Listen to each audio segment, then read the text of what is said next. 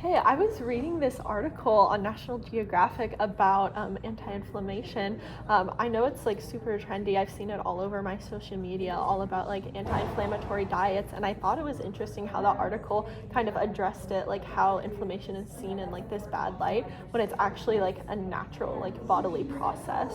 I read that article as well. I thought it was super interesting. Like you said, I feel like all over my TikTok and my Instagram reels and stuff, I'm always seeing people talk about like anti-inflammatory diets, different ways you can reduce inflammation. And honestly, like I'm sucked in as well. I was like the other day actually looking up like anti-inflammatory diets because it sounds like such a good thing and something that you'd want to like stop as much as possible. But like you were saying, I thought it was interesting how they were talking about how it's good and it's bad, so you kind of want to find a Goldilocks situation. Like it's good to an extent because it's actually your body healing itself, but it also like can turn bad if there's too much inflammation going on. So I thought that was super interesting as well.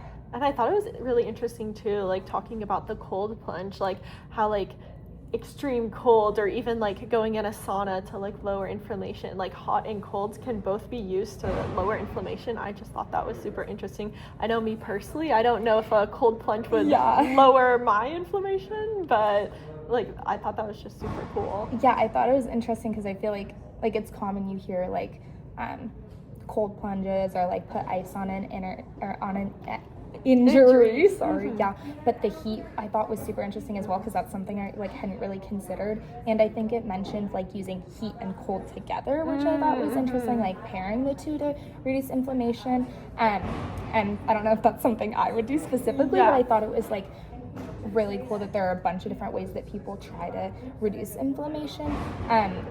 But I also thought it was interesting how it said there wasn't a whole ton of evidence out there that was like that these methods help. So I'm curious if there's gonna be more evidence in the future of like other ways that we haven't even thought of to reduce inflammation, or if just more evidence that this works or doesn't work in general. Yeah, and if I was like thinking about explaining inflammation to my mom, like I think I would talk about like my allergies and how like just kind of like feeling stuffy, just feeling hot, maybe like having a headache, like that inflammation is just my body's natural process of trying to like expel those allergens. And so like when I think about the symptoms of inflammation, you know, heat and swelling, it was just surprising to hear that like heat is something that can also decrease it.